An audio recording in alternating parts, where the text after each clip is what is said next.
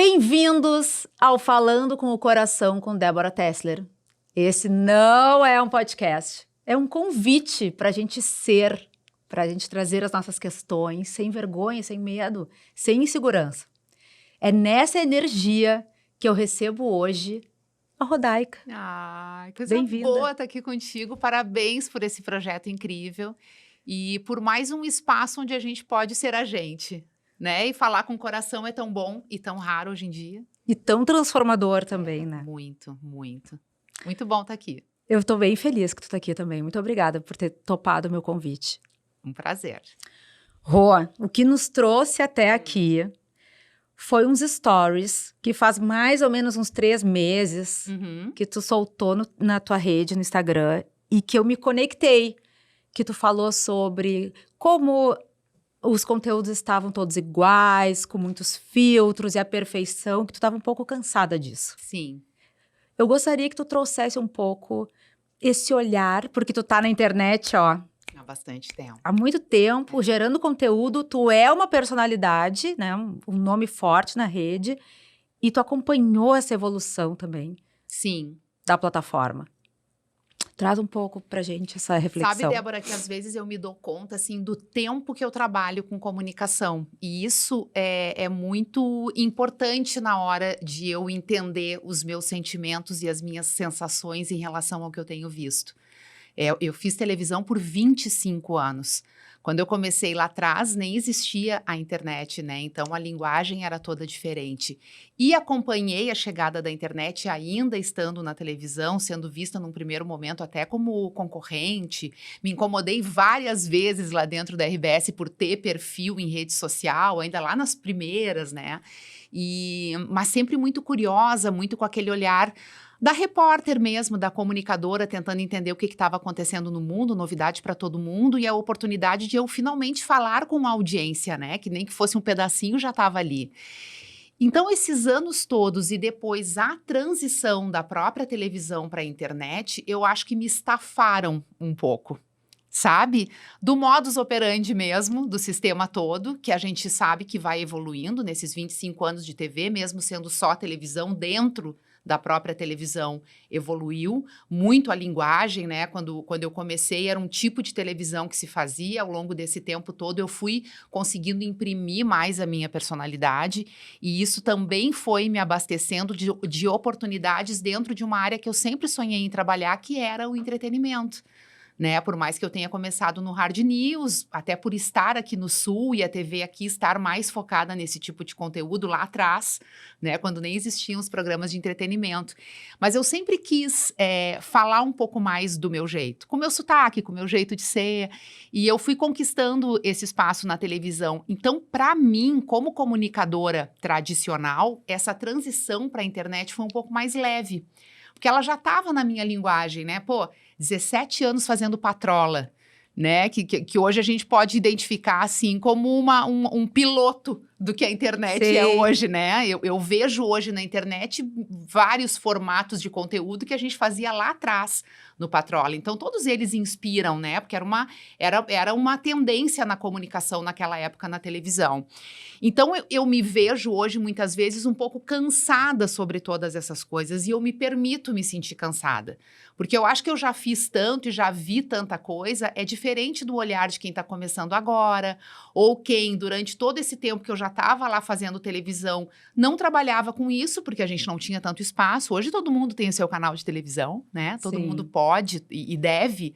E em todas as profissões também é importante tu ter uma presença digital e isso te obriga a ser um produtor de conteúdo da tua área para tu aparecer no mercado de trabalho. Então as pessoas meio que colocaram isso como uma regra na vida. Só que, claro, isso se torna cansativo, especialmente para nós mulheres, né? Porque nos coloca numa posição de estar sempre buscando alguma coisa, de estar sempre correndo atrás, parece que tu está sempre devendo. Aquele dia o desabafo foi muito em relação a isso, né? E o quanto também eu estava cansada, e às vezes tenho me sentido assim, de consumir esse tipo de conteúdo. Porque é um conteúdo um pouco mais raso, é um conteúdo que muitas vezes não te faz pensar, Ou é um conteúdo chato porque bate na mesma tecla de querer aproveitar aquele hype ali de uma coisa que está acontecendo e uau, vamos nisso, e aí fica demais. Às vezes com pouca verdade, sabe? Eu acho que seria muito mais interessante se todo mundo conseguisse colocar ali a sua verdade. Tem espaço para todo mundo, né? E talvez o que as pessoas não tenham entendido ainda na internet, aliás, quem entendeu está se dando muito bem, que é justamente a tua personalidade que é o teu diferencial, né? O teu jeito de falar, o teu jeito de mostrar, o teu jeito de fazer. Por mais que hoje tenham lá, enfim, os vídeos que viralizam, as fórmulas prontas que a gente pode repetir, copiar, tudo bem, mas é o teu jeito, né? E aí também, quando tu não tem aquilo ali já dentro de ti e tu tenta te moldar o que já está acontecendo, que é o que a maioria precisa fazer, isso se torna cansativo, porque é sempre mais do mesmo, mais do mesmo, mais do mesmo. E eu acho que também a gente chega numa idade que, né, mais do mesmo a gente já não quer mais, a gente já entendeu. Sim. Muito interessante tu trazer isso, porque é assim que eu me sinto agora com esse projeto que eu vinha já trazendo nos stories. Várias reflexões. Falei já sobre relacionamento abusivo, sobre escolhas, sobre maternidade. Eu perdi meu gato recentemente, eu falei sobre isso, eu me emocionei, eu chorei, né? Não consegui me segurar e ok, né? E eu tô me sentindo muito próxima de quem eu sou, porque eu gosto desse tipo de conteúdo. E aí, quando tu fala da reflexão, eu achei tão interessante que a audiência, ela tá assistindo, mas ela não comenta. E um dia eu dei uma provocada. Falei, vocês estão aqui me deixando falando sozinha? E não estão falando nada. Mas eu entendo que é um assunto denso. E vocês devem estar pensando. E tu acredita que as pessoas disseram, tu não tá sozinha? A gente tá aqui refletindo sobre o que tá falando. Eu tô digerindo os stories de anteontem. Que tu trouxe outro. É muito louco. Porque é de uma complexidade maior do que a gente está acostumado a ver, né? E aí tu filtra. E aí talvez tu até tenha uma audiência um pouco menor naquele momento, porque são as pessoas que de fato vão se conectar contigo, ou pelo interesse, ou pela idade, ou pelo momento de vida, né? Porque também tem isso, as pessoas vivem momentos de vida diferentes, né? Eu sempre me achei um pouco ET nisso, sabe, Débora? Porque eu fui muito precoce na minha vida. Eu entrei na faculdade muito jovem, eu já comecei a trabalhar criança. Eu comecei a trabalhar muito jovem, aí eu fui mãe muito jovem, eu tive um relacionamento difícil muito jovem, eu vivi muitas coisas muito jovem, inclusive o início da minha carreira já na televisão, que às vezes é uma coisa que as pessoas demoram ainda muito mais, né? Mas assim, estava no meu caminho, as coisas aconteceram, eu aproveitei as oportunidades, só que era um turbilhão de coisas ao mesmo tempo. Então, quando eu cheguei ali nos meus 30 anos, e que daí eu tive a minha segunda gravidez, o Theo nasceu, eu me vi, assim, num momento querendo um pouco mais de uma vida mais calma. Mas não no sentido de não ter o mesmo ritmo, mas de escolher um pouco melhor as minhas lutas ali e entender o que eu queria. E nesse momento eu passei a ficar um pouco mais reflexiva em relação às coisas, mais contemplativa em relação ao tempo. Porque filho, ele te dá uma dimensão muito forte da passagem de tempo. Então eu tive isso desde muito cedo com a Brenda. Crescendo do meu lado e me mostrando, passou mais um ano, passou outro ano, enquanto eu ainda era muito jovem com 20 anos. Eu já estava vendo aquilo ali acontecer. E naquela época, o que isso causou em mim foi uma necessidade muito grande de fazer a minha vida acontecer. Eu preciso ser alguém, eu tenho uma filha, eu tenho uma pessoa que depende de mim, eu preciso trabalhar, eu preciso ter uma renda no final do mês, eu preciso pagar minhas contas, eu preciso ter um apartamento. Então, a minha urgência era de dar certo no trabalho. E eu me joguei com tudo, inclusive prejudicando a minha própria convivência com ela, o que é muito comum quando a gente é mãe solo, né? Quando tu tá num início de vida, assim, conturbado com carreira e tudo. Mas, graças a Deus, isso funcionou muito bem. A Brenda sempre foi minha companheirona, assim, e entendeu isso muito bem, cresceu junto comigo nesse ambiente, né? Com a chegada do Theo, já com a família mais formada, né? Nesse meio tempo chegou o Alexandre na minha vida, teve uma relação incrível com a Brenda, assim, super assumiu ela como filha também, e os dois têm uma conexão enorme. Só um parênteses, assim, que eu adoro falar para todo mundo. O Theo e a Brenda, Desculpa, o Alexandre e a Brenda nasceram no mesmo dia e na mesma hora. Bah! E eu tive a Brenda exatamente 9 anos antes de conhecer o Alexandre. E eles têm uma conexão realmente muito forte, assim. Então, isso já foi uma demonstração muito clara do quanto eu estava diante de uma relação que poderia dar certo e que talvez fosse o que a gente acaba buscando depois que tem filho, né? Que é essa estabilidade um pouco... Não que tu precise ali do pai e da mãe, mas é legal quando essas coisas acontecem de uma forma natural. E a chegada do Theo meio que fechou essa casinha, né? Todo mundo ali tinha uma ligação muito forte. E trouxe para mim também essa pessoa um pouco mais reflexiva em relação às coisas da vida. Tive, depois da chegada dele, muitas oportunidades grandes de trabalho, que eu me envolvi bastante, mas eu já tinha um limitador dentro de mim, né, sobre a vida pessoal e profissional, e já tinha também uma posição um pouco melhor no mercado que me permitia fazer essas escolhas. Então, desde então, eu venho olhando as coisas com um olhar um pouco mais calmo sobre a vida, sabe? E aí, depois, né, desse último momento ali maior, né, na televisão, desde a chegada do Theo, até eu decidir que eu queria parar, essa decisão do parar também veio muito por conta disso. De querer ter uma vida voltada para outras prioridades, não me sentir fazendo mais do mesmo. Porque, né, acho que chega um momento que a gente chega no teto em algumas funções. E tu já entendeu que, tá, agora é isso aqui, mas tu meio que já domina aquilo ali, né? E aí tu olha para o lado na tua vida e existem outros interesses. E aí vem a sensação da finitude com a idade, os filhos crescendo, o desejo de viver coisas que tu não sabe quanto tempo tu tem pela frente para viver. E aí vem uma série de coisas, né? Então, hoje, quando eu vejo todos esses acontecimentos na internet, de tudo muito rápido, tudo muito igual, todo mundo fazendo o mesmo, né? Eu me transporto para aquela Rodaica lá do início que eu já deixei de lado, né? Que já está num outro momento de vida.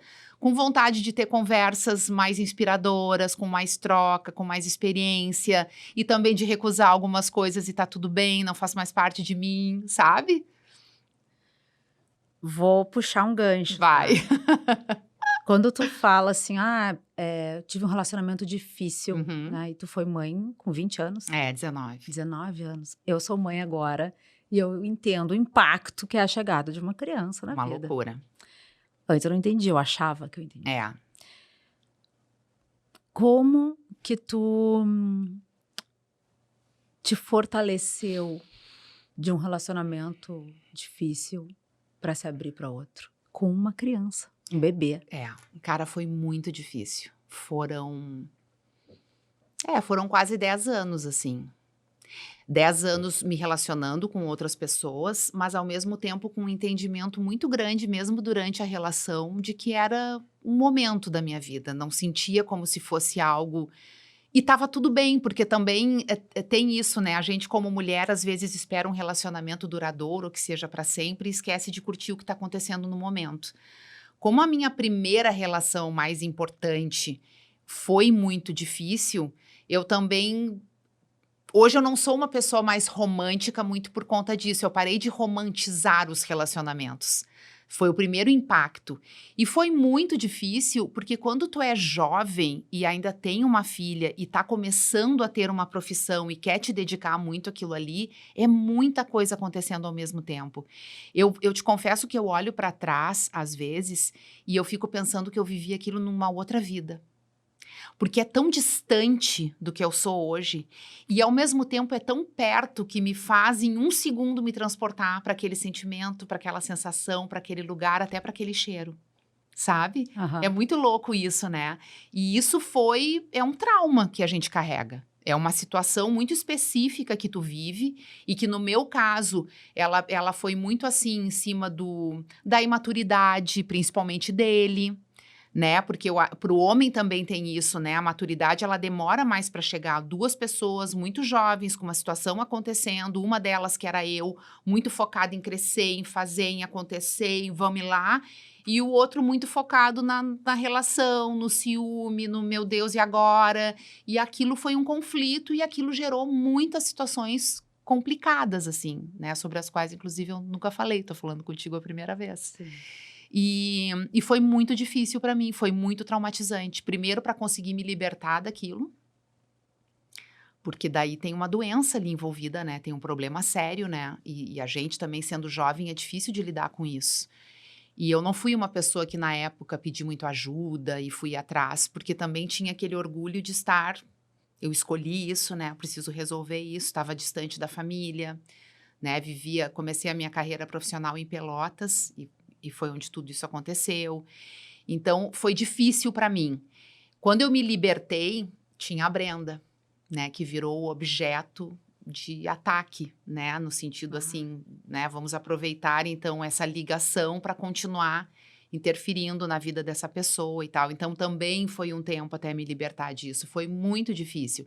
E me fez uma pessoa diferente em relação a relacionamentos. Então, eu precisei de um tempo, vivi outras relações que foram muito legais, que me ajudaram muito, com pessoas incríveis, assim, inclusive do ambiente de trabalho, porque depois, quando tu começa a trabalhar, né, dificilmente tu consegue. Então, tive relacionamentos menores, mas muito legais. Até a chegada do Alexandre, que daí eu senti que alguma coisa mudou ali, que estava diferente, o que eu estava sentindo, as vontades que eu tinha em relação a uma vida com ele e tal.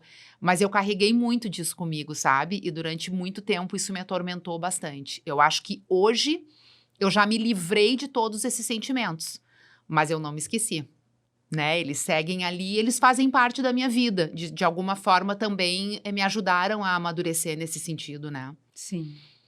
Mas foi difícil. Agradeço por ter contado. Que bom. Sabe, Rô, que eu, falando sobre esse tema, né? Fui vendo uma análise de uma influenciadora, psicanalista, feminista, na internet, uns anos atrás, analisando os relacionamentos abusivos no Big Brother. Caraca, e tem muito, né? Muito. Nossa. Do nada. Sabe assim, ó. Sim. Comecei a ler ali os stories e tal. Falei, meu Deus, eu já vivi isso. Foi quando eu me dei conta que eu tinha vivido um relacionamento abusivo. Sim. E aí eu percebi que todos, até a chegada do meu marido atual... Tinham sido... Atual, parece que eu tive muitos, é só ele. Tinham sido abusivos. Sim. Tu não sente que é uma coisa que é culturalmente... Era até, inclusive, mais aceita, né? Porque fazia parte da vida das pessoas, né? O relacionamento que eu tive, Débora, não tinha essa dúvida, porque ele ia ao extremo. Uhum. Então, era muito claro que existia um problema ali.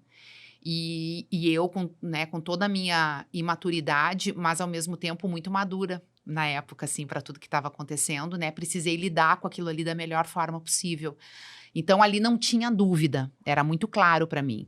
Mas o que eu vejo hoje é que a coisa da dependência emocional, essa coisa de tu te relacionar com a pessoa como se ela fosse um objeto teu, né, te pertencesse e tivesse que ter as mesmas vontades, e ainda um machismo muito grande, né, no sentido do que uma mulher pode ou não fazer, e as atitudes dela sempre muito julgadas, assim, tudo isso nos leva para relações abusivas. Em algum momento da tua vida, nem que seja por um segundo, vai vir isso, né, e tu vai dizer, opa... E aí, tu que vai ter que te posicionar. A questão é que até um tempo atrás, talvez nem a gente percebesse. Eu percebi, por exemplo, abusos no trabalho. Né? Porque lá atrás, quando eu comecei muito jovem, hoje eu olho lá de aquilo. Hoje eu já não me sujeitaria a algumas situações. Nada grave, mas coisas que muito claramente me colocavam no lugar abaixo de outras pessoas, que normalmente eram homens, né? Então, no ambiente de trabalho, a gente também, como mulher, vive isso, né? E precisa entender e se impor. Por isso que eu sempre digo, assim, no Pretinho Básico, seguidamente, vem essas discussões, porque alguém manda alguma história, aliás, todos mandam muitas histórias, e a gente acaba comentando as histórias no ar, e eu sou a chata que vou pro momento, vamos falar sobre isso, né? E eu sempre digo que a gente tem que se inteirar das coisas, aprender essas coisas e praticar nos nossos filhos. Eu vi uma fala de uma psicóloga um tempo atrás que me chamou muito a atenção, assim, sobre tratarmos os nossos traumas e não deixarmos que eles afetem os nossos filhos. E isso é uma coisa muito real, que a gente faz sem perceber. Porque todos nós temos traumas. Alguns que a gente nem sabe que tem, porque eles são tão da infância, né? Ou a gente estava num momento tão disperso que não percebeu. E em algum momento a gente coloca isso nos filhos.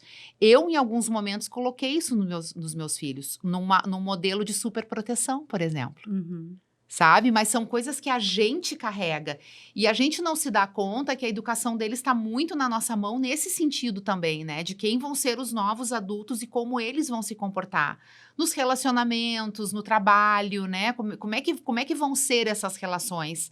Né? Até que ponto tu consegue criar um menino não machista? Né, diante de uma sociedade que talvez não esteja tão preparada para isso, porque nós feministas somos as loucas, né? Sim. Então é difícil tu trazer isso de uma forma serena. Vamos conversar de um jeito normal, não preciso gritar, tá me ouvindo? Tá me entendendo? Consegue ceder um pouquinho? É louco isso, né? Mas tá muito na nossa mão também, né? Como mulheres, que eu acho que são as grandes... nós somos as grandes máquinas, assim, de cada família, né? Eu acho que é a gente que faz tudo acontecer dentro de casa. Porque somos mais sensíveis, porque temos todas essas histórias e traumas que os homens não têm, né? Talvez tenham outros, mas esses que realmente moldam a vida das pessoas estão com a gente. E eu acho que tudo isso tem que servir para alguma coisa, né? Nem que seja de aprendizado para a gente passar adiante para os nossos filhos. Sim. Né? Rô, vamos avançar. Vamos. Eu me recordo de um ano que a gente tinha um cliente em comum, que era a marca de água, Água da Pedra. Meus né? queridos, até hoje. Eu vi um post eu teu. trabalho muito com eles, eu gosto muito da turma lá. E naquele momento, eu já estava morando no Rio, vocês estavam... Pra lá e pra cá. Pra lá e pra cá, entre os Estados Unidos e Porto Alegre. E a gente se encontrou em Lajeado, lá na Água da Pedra. Isso, lembro. E a gente falou sobre, e aí, como é que é manter, né, os seus clientes, atender bem, a relevância, indo e vindo. Sim. E eu quero te perguntar, porque além do ir e vir e dos clientes, tu é uma pessoa pública no Rio Grande do Sul. Sim. Eu quero saber como é que tu conseguiu manter essa relevância, a tua imagem, a tua presença no estado. Sabe que quando nós decidimos fazer essa manobra na vida, porque foi uma manobra e ela foi muito bem pensada e foi produzida e organizada por 2 anos antes de acontecer. Eu não carreguei comigo essa necessidade. Ai, meu Deus, como é que vai ser agora? Né, vou sair da televisão. Não, eu me libertei disso de verdade. Eu nunca tive uma vaidade em relação à televisão, que é uma coisa que eu sei que muitos colegas lutam contra isso. Porque é difícil depois que tu tem uma exposição tão grande, que tu é uma pessoa reconhecida, que tu é uma pessoa que tem alguns privilégios, mas mais do que o privilégio, assim, que as pessoas prestam atenção em ti. E eu te confesso, Débora, que sempre o que mais me encantou no trabalho, na televisão, era o contar histórias, era conhecer gente, era ir em lugares, e normalmente coisas que nunca ninguém tinha visto, tinha ido, tinha conhecido, e eu ter essa oportunidade, isso foi muito rico para mim. E eu comecei a fazer com 20 anos, então isso moldou a minha personalidade, o meu caráter, e me tornou uma pessoa muito mais empática também em relação ao mundo, porque tu sai da tua bolha, né? E tu vai em outros lugares e vê outras vidas e outras pessoas. Então, isso me tornou um ser humano muito mais apaixonado pela raiz do meu trabalho do que o que a exposição me oferecia. Óbvio que hoje, o que a exposição me ofereceu se transforma em trabalho e é rentável para mim. Mas naquele momento era uma escolha de vida.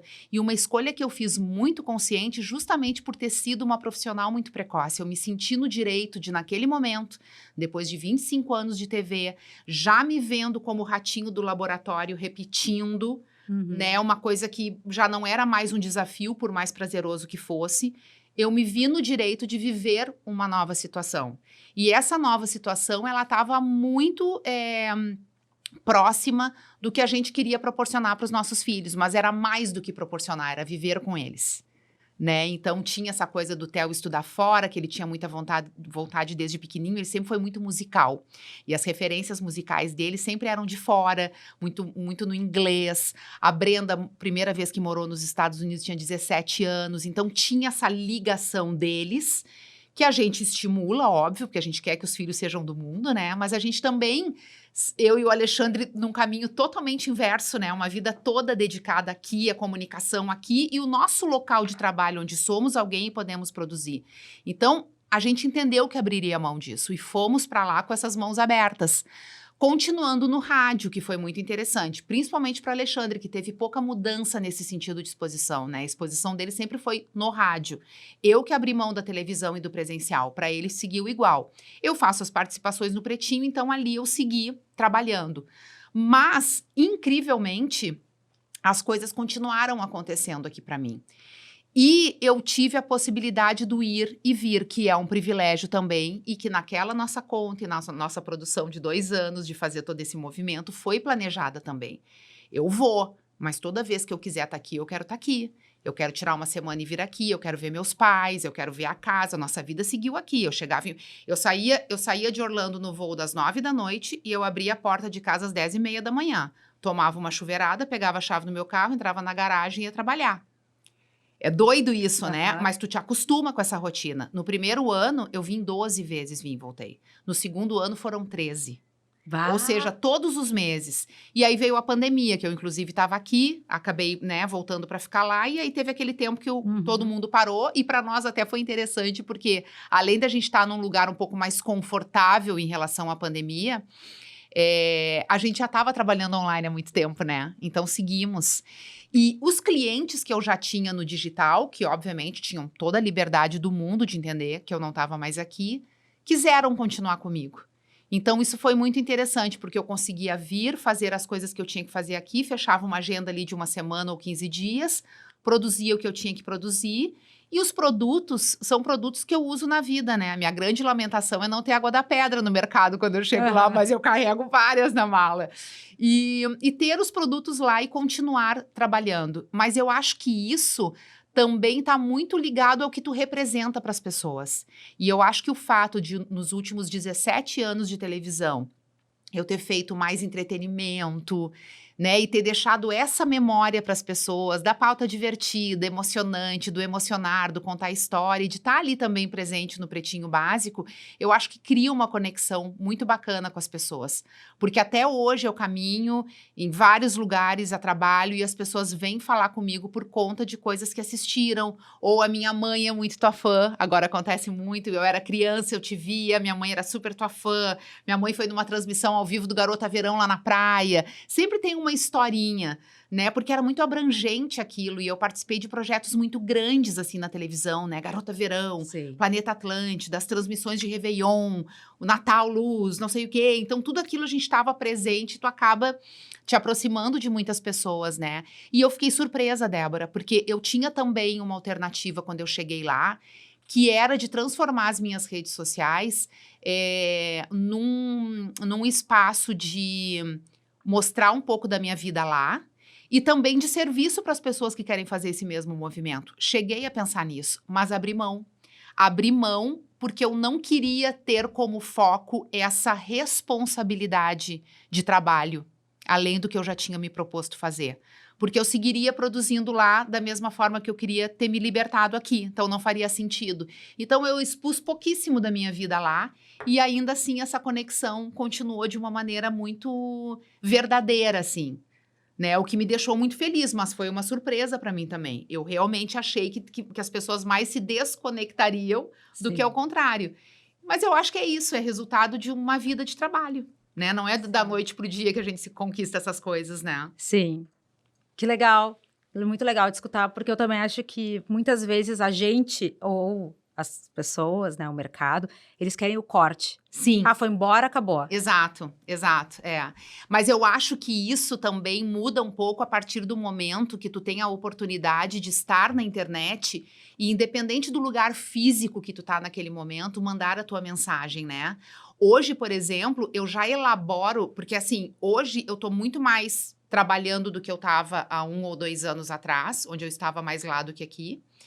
E aí já tô com novas ideias e tal, e coisas que eu quero colocar em prática aqui, a partir do ano que vem. Mas eu também tenho filhos que moram fora, né? Então eu vou ser uma pessoa que vai continuar estando lá.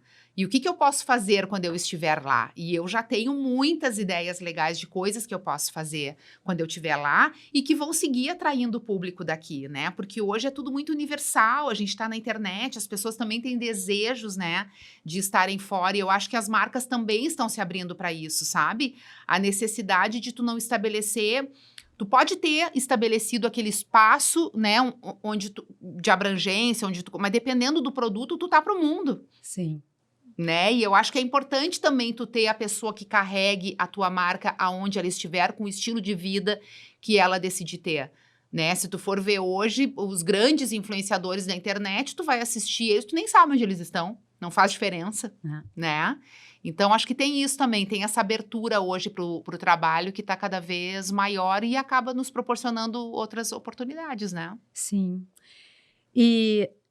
pensando, né, sobre essa exposição, o teu rosto, não só o rosto, né, mas a vida, o Sim, corpo tudo. sempre ali aparecendo. Como é que tu lida com a maturidade, a beleza, a opinião do outro, porque as pessoas adoram da sua opinião, opinião não pedida, né, não solicitada.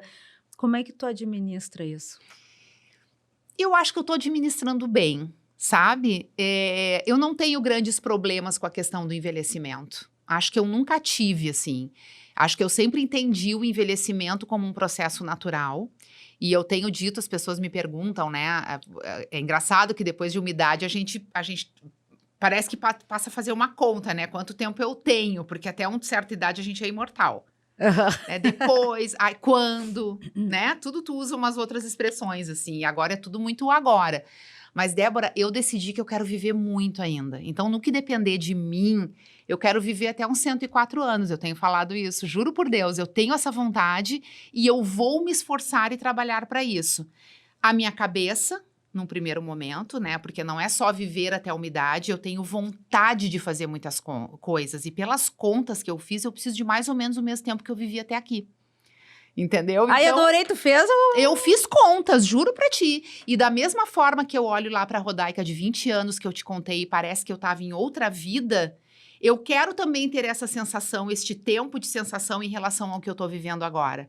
Porque eu já tenho filhos adultos, né? Eu tenho filhos que daqui a pouco vão estar cada vez mais distantes e eu vou ter que ter outras coisas e ocupações e desejos, né, para realizar. E eu visualizo isso de uma forma muito positiva e tento me colocar já lá naquele lugar. Mas eu entendo que da minha parte, né, já que posso conversar com Deus ali de vez em quando, mas a gente não sabe nada da vida. Mas da minha parte, eu quero cuidar da minha cabeça para continuar sendo uma pessoa curiosa em relação à vida, com vontade de viver e fazer as coisas. E, obviamente, do meu corpo. E aí entra com mais peso a questão do envelhecimento. Porque até um tempo atrás, quando eu pensava na minha cara, no meu corpo, era uma questão estética e de visual, né? Ai, engordei. Ai, meu Deus, será que agora uma ruga? Será que eu vou ter que fazer um procedimento? Será que eu vou fazer alguma coisa? Hoje, juro por Deus, eu não olho mais para isso com este olhar. Eu tenho olhado para o meu corpo do tipo, tá tudo bem? Será com a minha saúde? Será que isso representa alguma coisa? Né? O que eu posso fazer para melhorar? Eu tenho que me alimentar melhor, eu tenho que fazer uma atividade física, mas não é porque eu quero ter a bunda empinada. Não faz mais diferença hoje na minha vida ter a bunda empinada. E isso é maravilhoso. Cara, isso é uma libertação, mas tudo bem, eu entendo que com 20, com 30, com 40, a gente quer ter a bunda empinada, beleza, porque se querer ter a bunda empinada significa que tu vai cuidar da tua saúde, de outro jeito não dá, né, a não sei que tu vá lá e implante alguma coisa, mas a motivação muda, a motivação hoje ela tem a ver realmente com saúde, né? Porque eu tenho vontade de viver mais. Então, eu tô encarando o envelhecimento como uma oportunidade de eu olhar mais para mim. Eu já estou na pré-menopausa, já tem um monte de coisa louca acontecendo dentro de mim e que eu tô tendo que administrar. Então, já é um assunto que tá me interessando agora. Então, já tô lendo sobre isso, já tô indo num monte de médico, converso com todo mundo, quero saber, né? Tô atenta aos exames, quero entender o que eu vou fazer para melhorar isso, aquilo. São fases novas, desafios novos, né?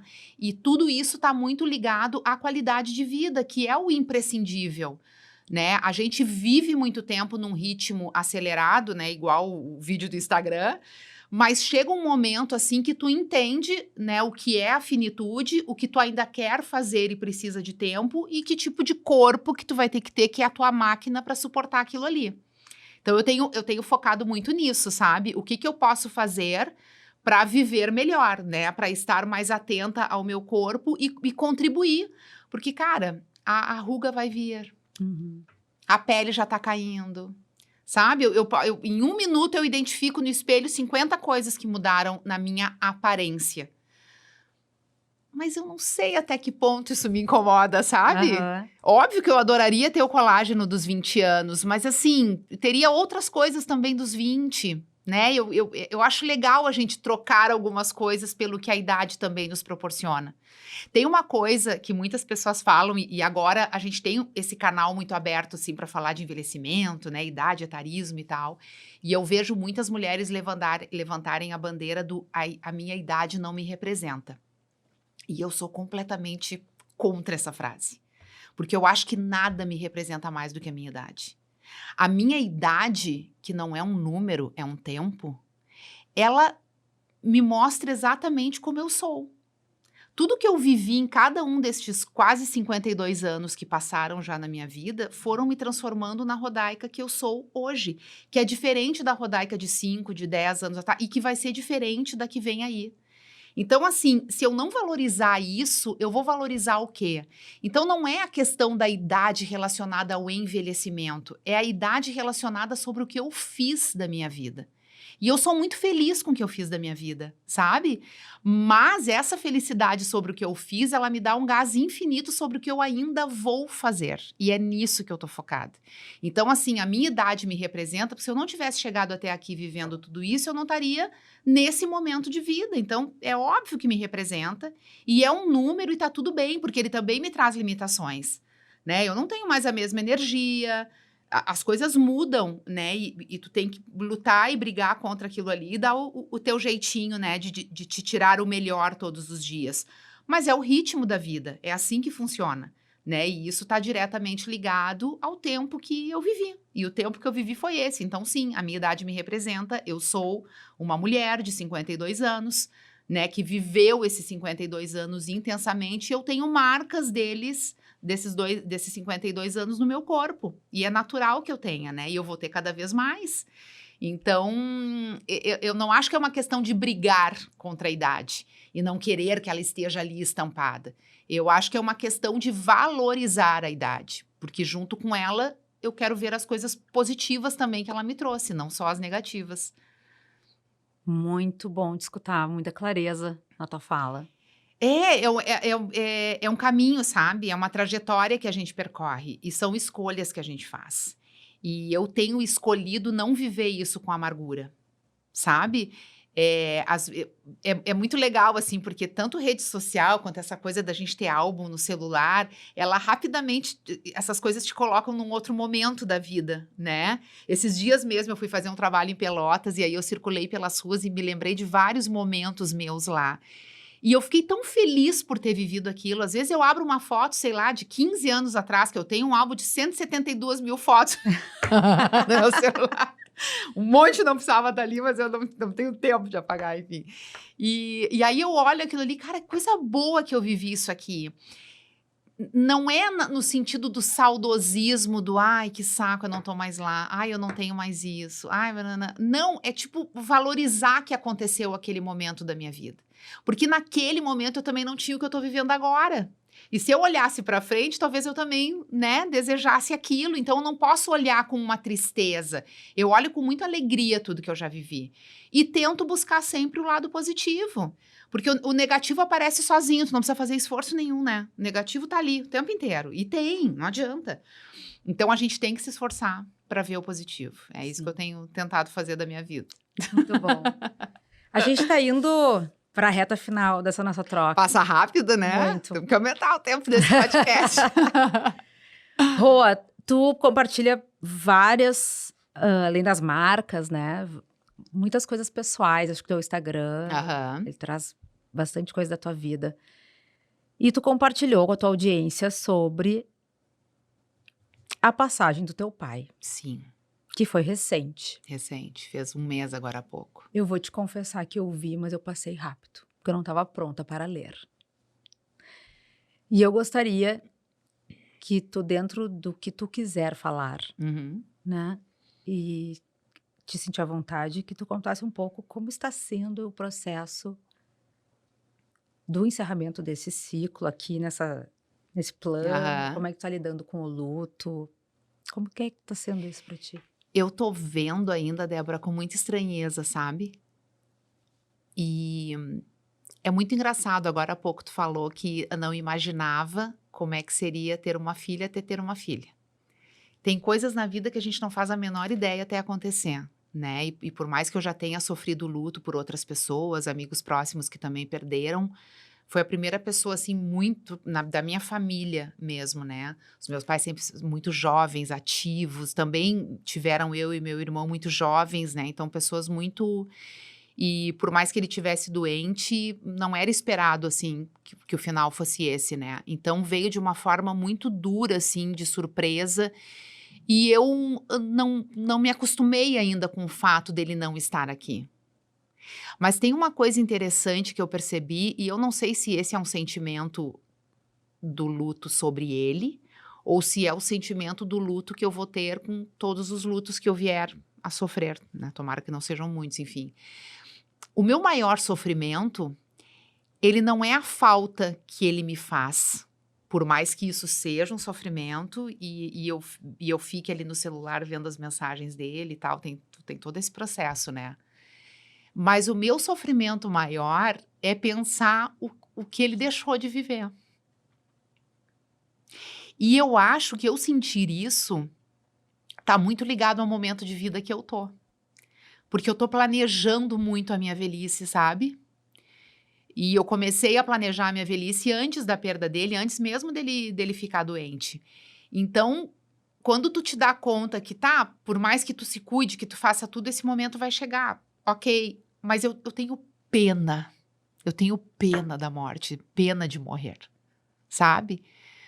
Claro, a gente não sabe o que vem depois, talvez seja incrível, né?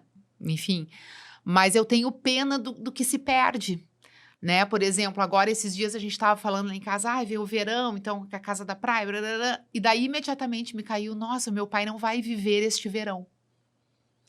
Né? Então, tem acontecimentos específicos, assim, que me trazem este sentimento. E, normalmente, é quando cai a ficha, porque na maior parte do tempo eu nem lidei ainda com ele não estar aqui.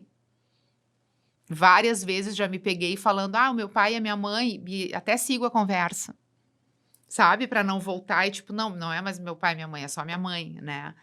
Então, é difícil lidar com luto, sabe? E no meu caso, ele tá vindo, assim, muito relacionado com essas sensações que a gente começa a ter quando começa a envelhecer com a passagem da vida, né? Que vai ter um momento que tu não vai mais estar aqui e que esse momento vai chegar sem avisar. E como é que vai estar a tua vida, né? Como é que vão estar as pessoas em torno disso. Desde que eu tive a Brenda, eu sempre tive muito medo de morrer. Mas o medo, ele tá totalmente ligado a deixá-los. Não é pensando em mim com egoísmo, é simplesmente a falta que eu iria fazer, principalmente como mãe. É o meu maior tormento, né? Acho que é o maior tormento, maior que esse é só o outro, que não vamos nem falar. Mas com meu pai eu tô vendo diferente, não é sobre mim, né? É sobre o que ele tá deixando de viver. Então, assim, não é um egoísmo do tipo, eu não vou mais ter ele aqui comigo. Não, né? Ele não tá aqui para ver isso, ele não tá aqui para viver isso.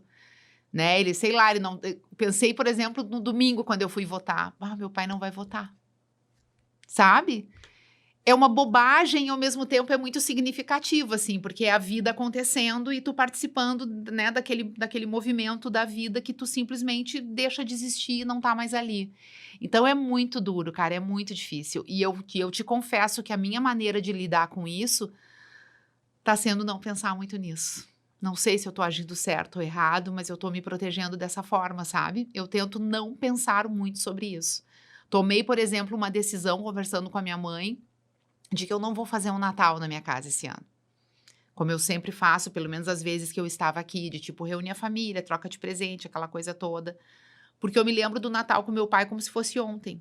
E eu acho que eu não tô preparada para ter um Natal sem o meu pai estar ali, sabe? Então, são coisas que a gente vai vivendo no dia a dia e vai entendendo como lidar. Mas é muito difícil. É muito, muito, muito difícil. Por mais que seja a ordem natural das coisas, é muito difícil de lidar. E eu sinto muita pena. Eu acho que é o meu sentimento mais aflorado nesse momento, é isso. Puxa, ele não tá aqui para ver isso. Né? Eu fico pensando nele, na vidinha dele, sabe? É o que me pega, assim. Mas, enfim, o que mais se fala sobre isso, né? Como que se lida com essas situações? Eu acho que não tem muita regra, não tem muita ordem, né? Como eu trabalho com carpinejar e a gente se fala muito, Sim. muito, com muita frequência, a gente troca bastante. E ele é maravilhoso, eu leio muito, as coisas são um acalento. E ele é um nome, ficou, né, se fortaleceu com este assunto. Uhum. Tem uma coisa que eu escutei ele falando que é: o luto não passa, a gente é que aprende.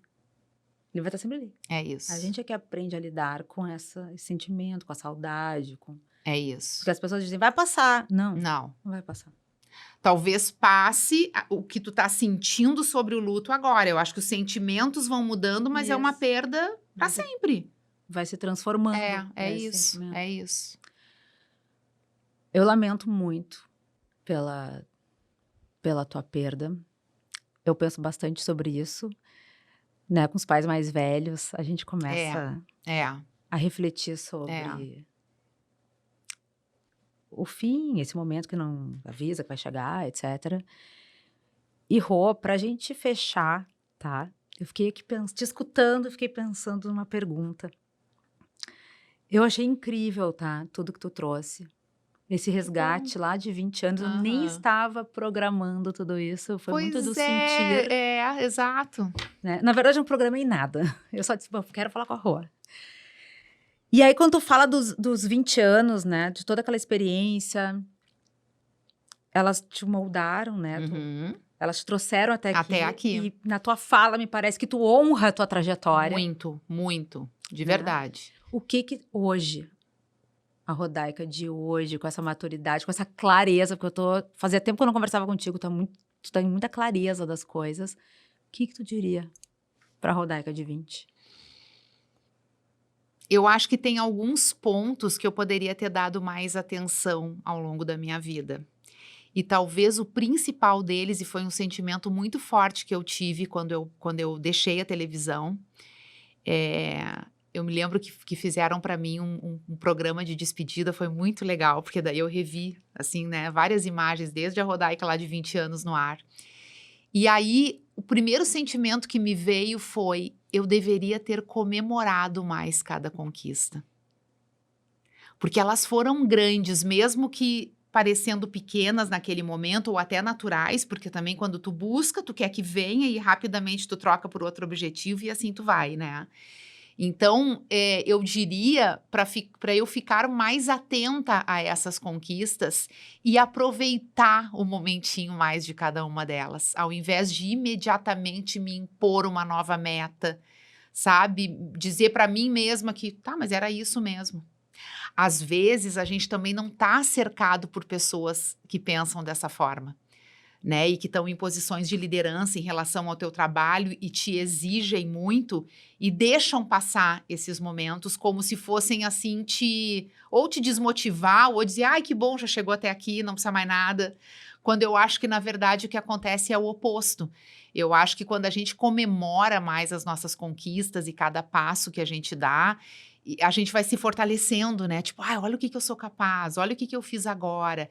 E quando eu olho principalmente para minha carreira, e aí também para minha vida pessoal, que foi de muitas conquistas, eu fico pensando, cara, quanta coisa legal que eu fiz. Né? E aí hoje eu reconheço isso, tenho orgulho dessa trajetória, mas já não estou mais vivendo aquele momentinho que a notícia chegou, que o acontecimento se fez, sabe? Que eu poderia ter curtido um pouco mais. E eu acho que essa vida com pressa, que a gente inevitavelmente inevitavelmente tem quando é mais jovem, ela engole um pouco isso também, de olhar com mais atenção para os pontos positivos e para as conquistas. Porque os traumas que ficam, eles estão relacionados aos acontecimentos difíceis e realmente eles nos ensinam muito. Eu cresci em cima deles, assim. Imagina, uma menina super jovem, com uma filha embaixo do braço e tentar uma carreira numa outra cidade onde eu não conhecia ninguém, sem nenhuma rede de apoio, caminhando com uma sombrinha 14 quadras para levar na escolinha, correndo para terminar o programa a tempo de buscar antes de fechar. Cara, uma coisa louca que eu olho para mim e digo, cara, como eu era corajosa. Da onde eu tirei essa coragem? Quantas coisas que faltaram e como ao mesmo tempo eu era orgulhosa de não, eu quis fazer isso aqui, eu vou administrar isso aqui, eu não vou pedir socorro para ninguém. Né? Então, tudo isso fica muito vivo e vai te moldando, mas no meio disso tudo tiveram as conquistas, inclusive poder realizar tudo isso. Né? Então, eu poderia ter ficado mais atenta. E isso foi uma coisa que durou até bem pouco tempo atrás. Porque mesmo na televisão, trabalhando, a cada ano tinha alguma coisa muito legal que eu tinha conquistado com o meu esforço, que era resultado da minha entrega, e que eu sabia disso. Mas, tipo, ai, tá, é isso aí mesmo que tu tinha que fazer, vambora, sabe? Sem valorizar tanto aquilo ali, como eu acho que eu poderia ter valorizado mais. Então, eu acho que o maior recado que eu me daria hoje, né, se eu pudesse me escutar nessa passagem de tempo, é: olha mais o que tu tá fazendo, olha quanta coisa legal tá acontecendo na tua vida. Dá valor para isso, olha como tu é forte, como tu é capaz e como realmente tu pode seguir acumulando essas conquistas, mas valorizando elas sempre, né? Dando essa paradinha para comemorar. A vida merece, né? Passa muito rápido. Passa muito rápido pra gente não soltar uns foguetinhos de vez em quando e comemorar. Sim. Obrigada. Muito maravilhosa. Que bom falar contigo. Obrigada. Realmente. Encerramos mais um episódio do Falando com o Coração. A gente se vê em breve. Tchau, tchau. Ó.